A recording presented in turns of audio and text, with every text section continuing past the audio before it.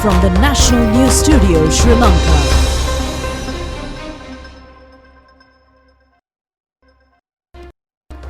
This is the National News Broadcast coming to you live on Rupavahini. Bringing you the stories for today is Clifford Richards and I'm Sharon Mascarenhas. Here's a look at your top stories. Missile attacks on the second largest city in Ukraine. Global crude oil market destabilizes following the Ukraine crisis. Power crisis to be resolved by Friday. The UN Human Rights Council's evidence-gathering mechanism is unhelpful to the people in Sri Lanka, the foreign minister says. An incentive of 50,000 rupees per hectare for farmers who have experienced a decline in crops during the Maha season. An advanced level student and a university student succumbed after drowning in Ellavilla waterfall. Those are your headlines and on to our main story for today. Tragedy, the world leaders are coming together trying to find a solution. However, it doesn't seem to be looking too good as the conflict between Russia and Ukraine continues and a rocket strike in the capital of Ukraine. We are ready now to bring you some insights on this and much more detail. Joining us today on our news is foreign analyst and our senior journalist, Mr. Prasad Doranguda Kaushalya. Good evening, sir. Great to have you with us. We need some fabulous insights that we're looking at. It's terrible, isn't it? And we see a huge lineup of events that's planned for a strike, and it doesn't look too good for both countries. Definitely. And Sharon, after very highly unsuccessful and very symbolic peace talks yesterday, Russians have intensified their attacks on Ukraine. Now they are targeting capital Kiev because short while ago, about 1 hour ago, Russian Defense Ministry issued a statement. In that statement, they warned ordinary citizens of Kiev and they asked citizens, especially who are living near the very strategic points, technological centers, to withdraw from those places and go to safer places. And Russia directly told in that statement, they strictly say that they are going to launch a very severe attack on Kiev within a short period. At the same time, Sharon, we could see some satellite images issued to the media today. We saw now these are the pictures of yesterday's peace talks, but it was as expected. There was we couldn't see a very concrete result from that peace talks. However, Russians are now trying, their main target is capital Kiev because as I told earlier, military convoy of tanks and armored personal carriers. The length of that convoy is 40 miles, that means 64 kilometers, and they are heading towards capital Kiev. And Russians are planning to launch a massive attack from all sides because with that huge convoy they are trying to encircle the city.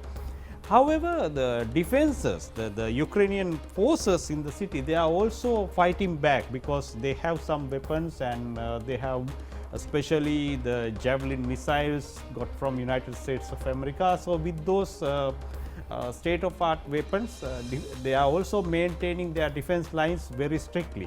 That's why even after 5 days of fighting, Russians were not able to infiltrate those Ukrainian lines. Then the fight in Kharkiv. Kharkiv is the second largest city in Ukraine. Now this is the Kiev, and these are the main areas in that map. We saw the main areas that were fighting, the targets, the Russian targets. Their main target would be the presidential office and the Hostomel airfield. Also earlier Saturday and Sunday there were some incidents at the Hostomel airfield, but later on Ukrainians were able to repel Russian attacks on that airfield. And the Kharkiv city, this morning Kharkiv city was under heavy Russian attack. Barrage of missiles and rockets landed at the Freedom Square, that means the city center. And media reports said administrative building of that archive was totally destroyed by that attack. Now, these are the visuals of some Russian attacks. And there's another battle going in southern Russia, very crucial and very fierce battle, and it would be a very crucial battle for both parties. The battle for capture the southern port city of Mariupol. Mariupol is a very strategic point, because if Russians captured Mariupol, they can build a bridge or any kind of link between the Russian-held Crimean Peninsula in the southern Ukraine and Mariupol. With that, they can open a new supply route for Russian troops who are fighting in southern Russia. That's why Russians are Russians, and they get the backing of Russian rebels, who are fighting with Ukrainian forces, and with those combined forces, they are trying to repel the Ukrainian defense forces in that city, Mariupol, and to capture that strategic port city. With that battle, if Russians are able to get the city, then it will be a turning point of this war. Now, this is the situation of the battlefield. Now, when we consider the diplomatic response for Russia, it's getting harder and harder, because now very severe and tough sanctions targeting Russian economy. Those sanctions are now already slapped, and now Russians cannot use ordinary Russians, they cannot use Visa or MasterCards for their day-to-day transactions. And media reports show that large number of Russians, they were lining up in front of banks in Moscow and other major cities to withdraw some money. Especially they want to withdraw money in foreign currency, in US dollars, because they know that with the impact of these sanctions, they are going to get a very hard time. And sanctions are being placed targeting Russia's oil and gas industry, and number of sport federations have slapped sanctions on Russia, and even entertainment industry, Sony and other entertainment Hollywood movies will not be screened in Russia hereafter when these measures are being implemented. Huge sanctions being imposed, and I'm sure that Mr. Prasad Todangudage will join us tomorrow as well to bring us more insights and more new information on the Russia-Ukraine conflict as well. Thank you very much, sir, for joining us and bringing us those insights. That was your international or main story for today. We're going to now twist and move on to a local story for you. The highlighted topic is about the power crisis and a new turnaround of announcement being made that 3 hours in the morning and 2 hours in the evening, a 7-hour power cut will take place tomorrow. Clifford, I believe we have new details on this. Oh yes, quite frightening, 7.5-hour power cut. But also there is a sigh of relief from Minister Gamli Dokuge, because he says that the prevailing power crisis will be resolved completely by coming Friday. And meanwhile, Public Utilities Commission has said that a 3-hour power interruption will also be carried out in various parts of the country, and also that's today. And the Commission has further indicated that a 7.5-hour power cut interruption will be occurring in many areas in the country tomorrow as well. It's very unfortunate day to day for Public Utilities Commission that we are reluctantly compelled to announce 7.5 hours power cut right throughout for tomorrow. Now this situation has happened because CB do not have enough resources to run their generators. Resources means enough the fuel. We are looking at 3 types of fuels to run generators, that is diesel, naphtha and furnace oil. The CB is unable to secure enough supplies to run their generators, and therefore we are minus of almost 700 megawatts of generators today and tomorrow, and therefore we need to impose 7.5 hours power cuts for tomorrow, and 5 hours from 8:30 to 6 p.m. and again 2.5 hours from 6 to 11 p.m. And this is very unfortunate situation that we have to announce this decision today. And we know that many people, 6 million of consumers, and again 20 million of people from babies to bedridden, and again small, medium and large scale entrepreneurs and the businessmen, the whole businesses will suffer. And 7 hours is quite a huge time frame, because this is happening during the working hours from 6 to 8 to 6 o'clock, and this is very unfortunate, but we have no other choice. Unless we secure enough supplies to generate our power, this will continue. And we urge all the authorities and the political hierarchy to look into this matter immediately and make sure that enough supplies of this fuel to be supplied to CB in order for them to run their generators. Meanwhile, President Gotabaya Rajapaksa has instructed Minister Gamini Lokuge during the cabinet meeting held yesterday to take necessary steps to resolve the power crisis before the 5th of March. The President also instructed to prepare an accelerated program for the supply of fuel required for power plants. The President has further informed that necessary steps should be taken to supply fuel required for power plants from either Ceylon Petroleum Corporation or private institutions. Meanwhile, people in many parts of the country are faced with various difficulties today due to fuel shortages in filling stations. Long queues were seen at several stations in the country. A problematic situation has occurred on the state and private bus services due to the fuel shortage. State Minister Dilum Amunugama said that a methodology to supply fuel through SLTB depots for all buses will be introduced as a solution for the prevailing crisis. A discussion was held over the fuel crisis during the meeting of the cabinet ministers held yesterday. A decision was reached to import 1.8 million barrels of petrol for a period of 8 months, effective from February 15th to October 14th. Bids have been invited from registered suppliers and temporarily registered suppliers for a long-term contract for the necessary fuel imports. In accordance with the recommendation of the Cabinet, appointed Standing Procurement Committee Cabinet of Ministers approved the proposal presented by the Minister of Energy to award this long-term contract to MSOQ Trading Limited in the United Arab Emirates. Sharon, now the Russia-Ukraine crisis has not only affected Ukraine, but also it is kind of affecting the entire world, because it has a ripple effect on the entire world and also the world economy. And talking of the world economy, special focus should be made on the oil prices, which is like kind of surging, and things are a little uncertain right now with regard to the world oil prices. Absolutely. The oil prices surged today as concerns over supply disruptions after Russia's invasion of Ukraine and related sanctions outweighed talks of a coordinated global crude stocks release. Oil prices rallied, rising back about $100 a barrel to their highest level since 2014. Brent crude, the international oil benchmaker, rose over 5% to $103.30 a barrel. Benchmark European natural gas prices jumped over 13%. The benchmark touched a 7-year high of $105.79 after the invasion began last week.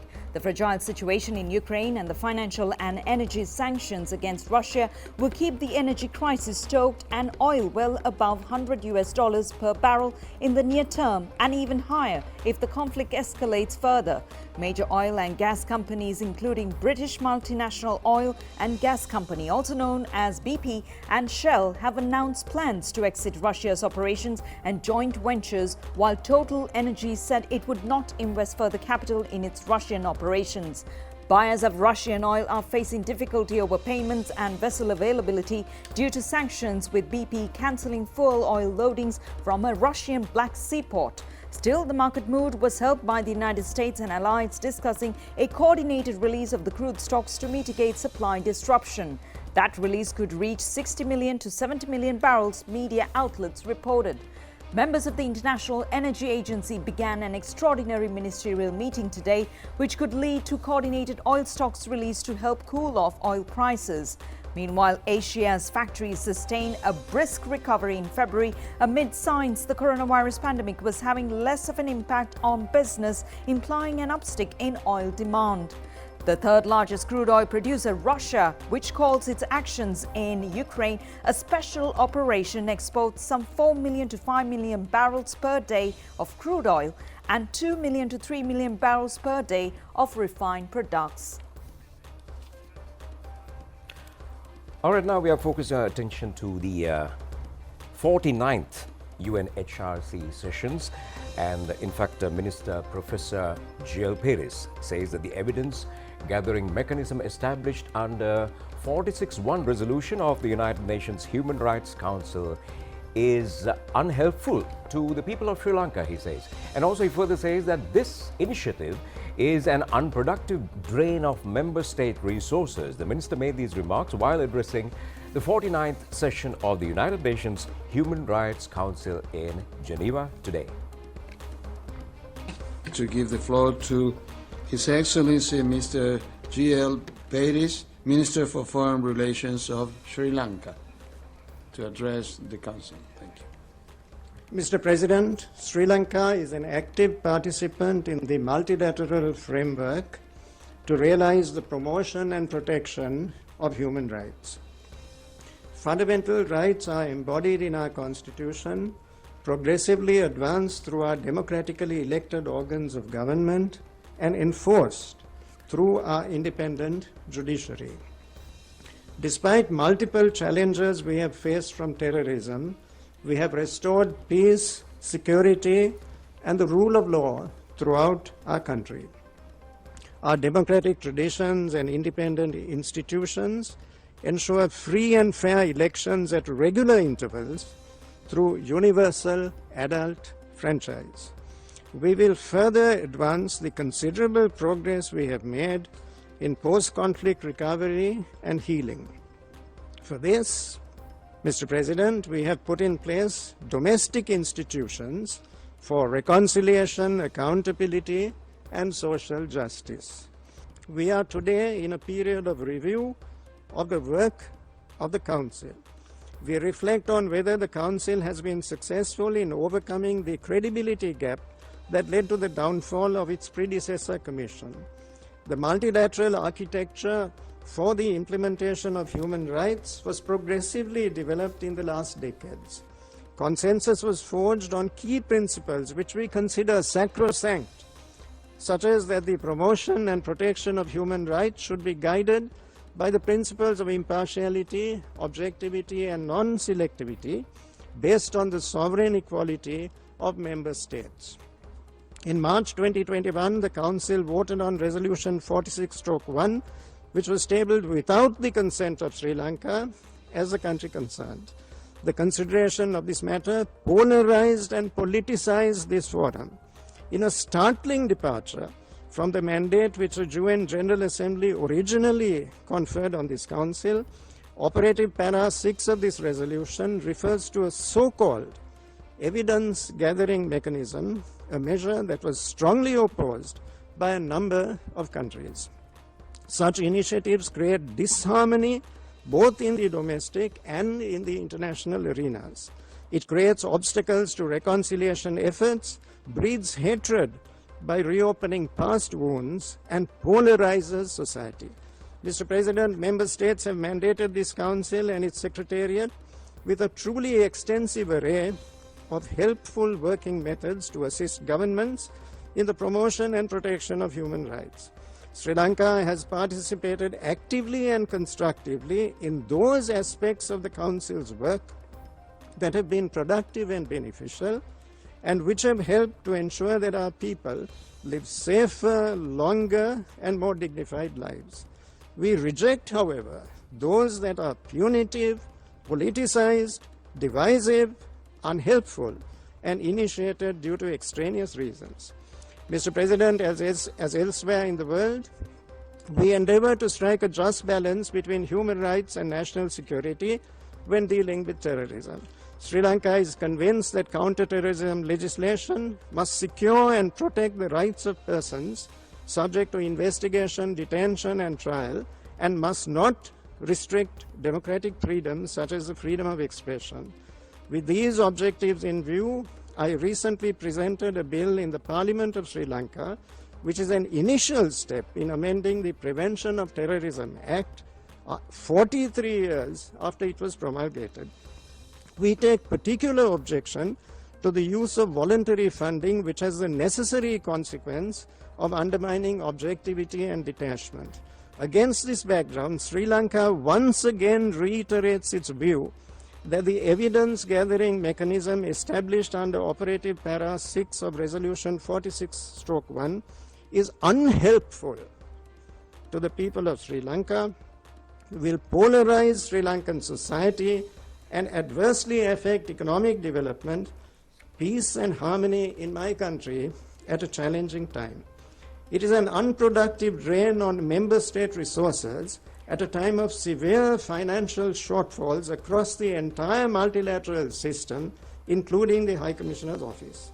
Mr. President, on the 4th of March, the Council will meet in an interactive dialogue on Sri Lanka. I look forward to sharing with you some thoughts on the written update on my country, Sri Lanka.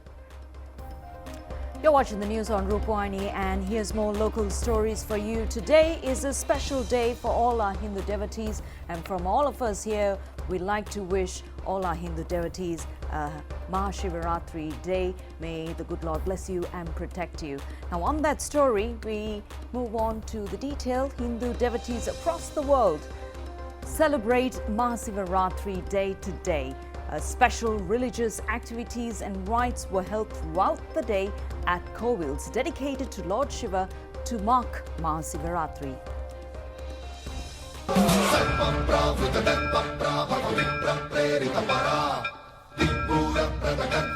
Maha Shivaratri is a major festival in Hinduism and marks a remembrance of overcoming darkness and ignorance in life and the world.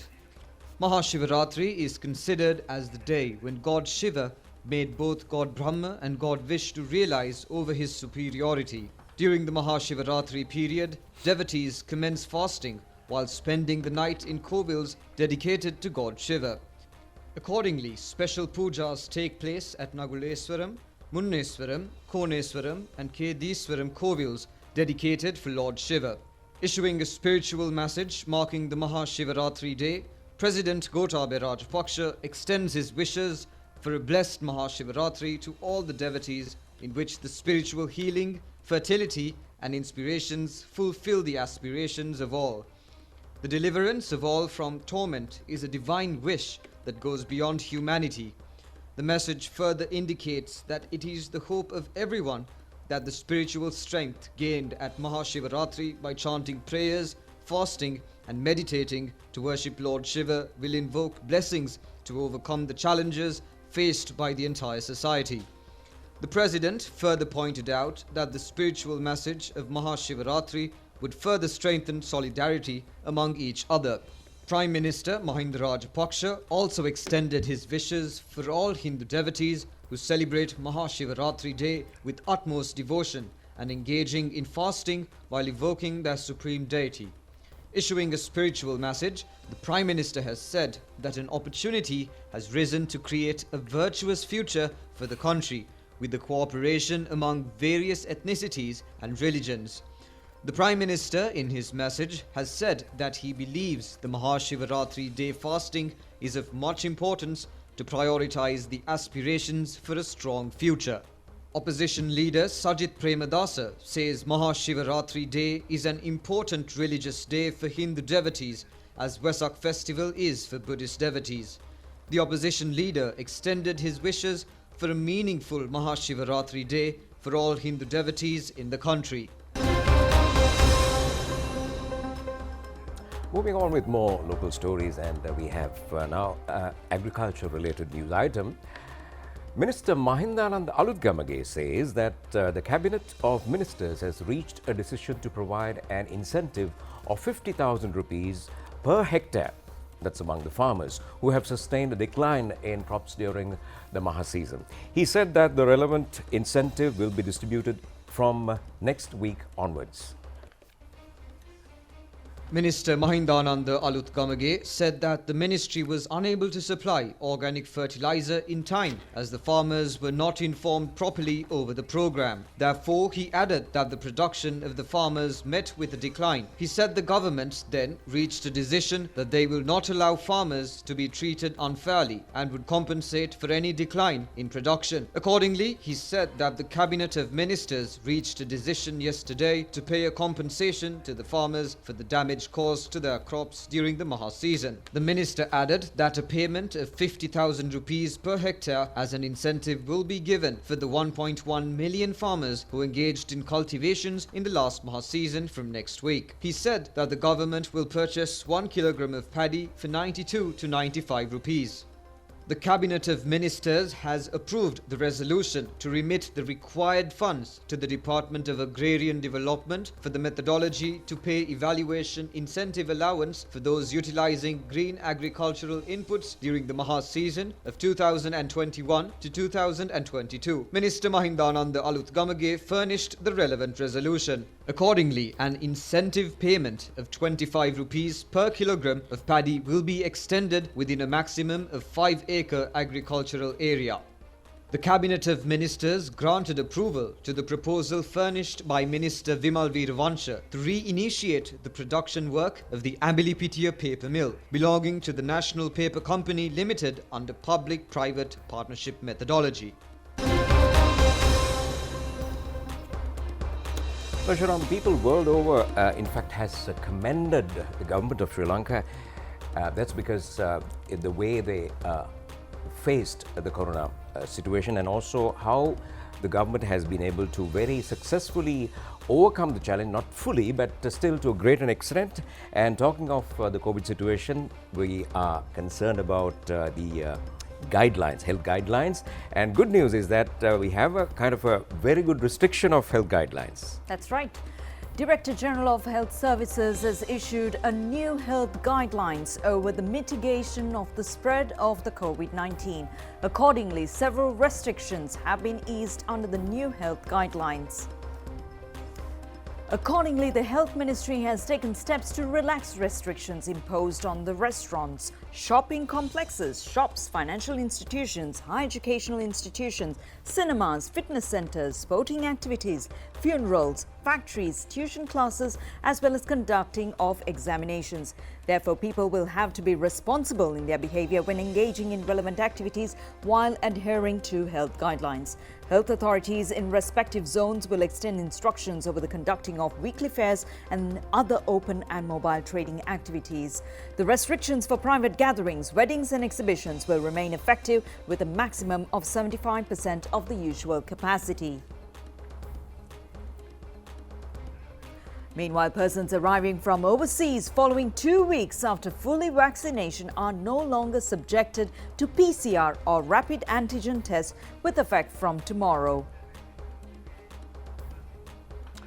Well, but when it comes to the booster dose, I think unlike the first and second doses, people are not that enthusiastic about the booster dose. But, the consultants and the medical professionals emphasize on the importance of the booster dose. And in fact, consultant pediatrician for the Lady Ridgeway Hospital for Children, Dr. Deepal Pereira says, the failure to obtain the booster vaccine is the main cause for the increase of the COVID-19 infection among the children, not only among children as well as parents and also the elders. He made these remarks while speaking to the media today.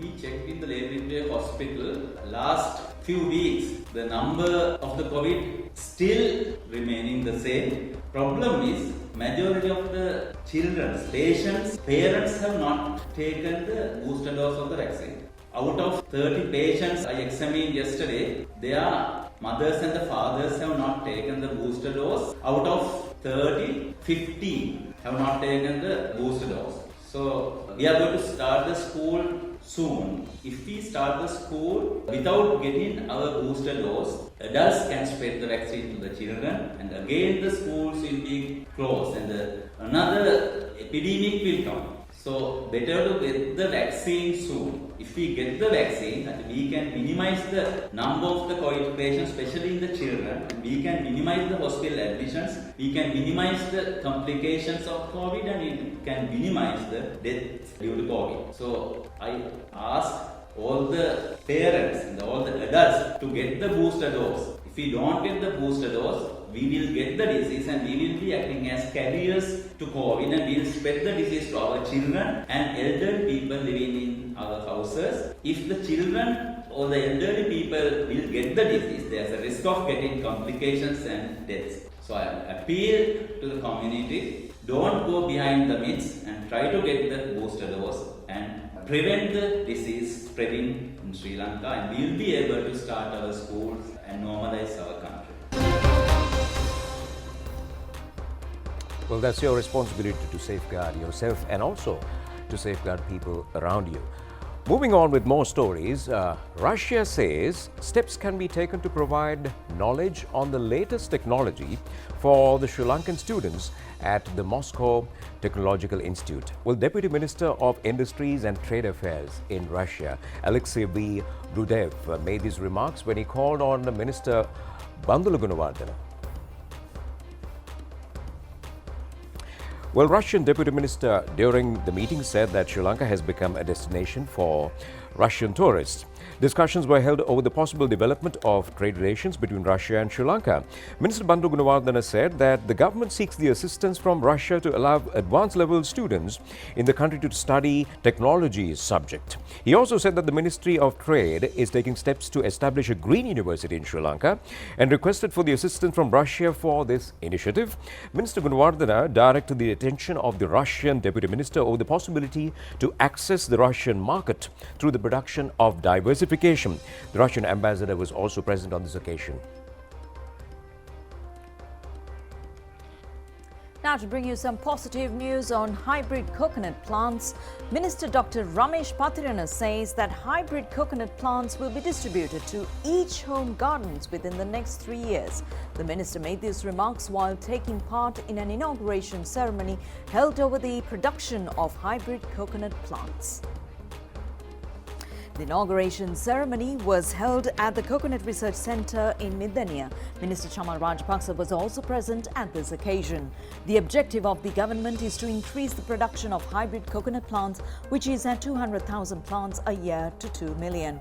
Ministers Chamal Rajapaksa and Dr. Ramesh Patirana inaugurated the program by planting coconut saplings during the event. Minister Dr. Ramesh Patirana said that the aim of the Ministry of Plantations is to increase coconut-based exports through this program and earn a revenue of more than $2 billion to the country. Well, in the recent past, Sharon, many deaths, unfortunate deaths were reported as a result of people going to bathe and being a little more over-adventurous. And we have another very unfortunate news item that we'd like to share with you.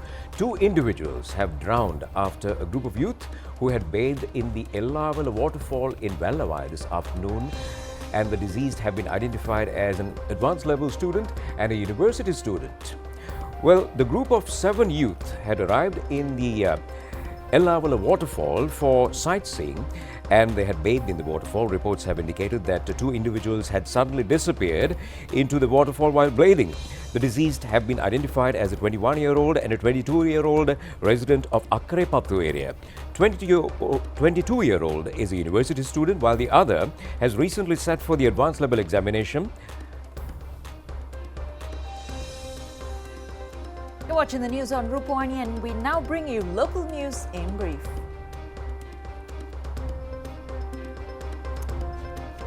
The Business Services Centre established at the Nuwara District Secretariat was declared open yesterday.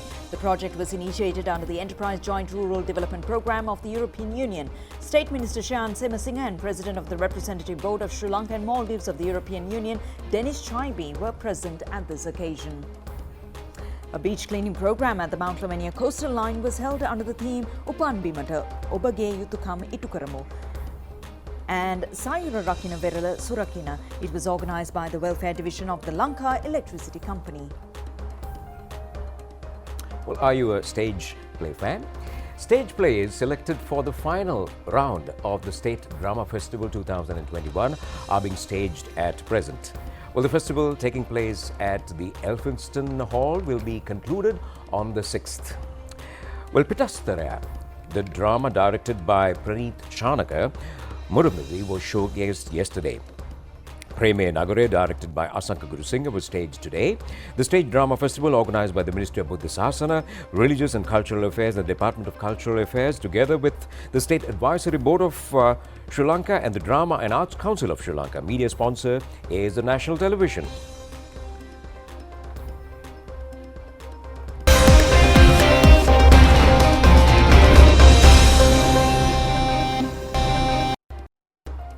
On your sports news for tonight, we've got some great excitement, and BRC is definitely celebrating because it's their highest goal after a while.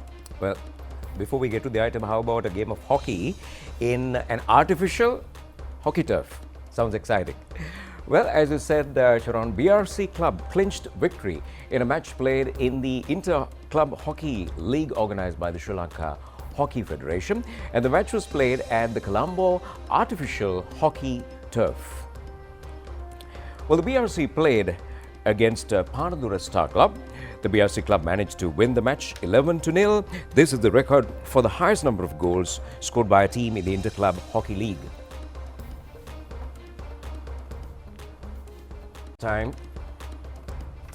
Well, it's time to end the news. Do enjoy the rest of the programs. Take care, stay safe, and Have a great night. evening.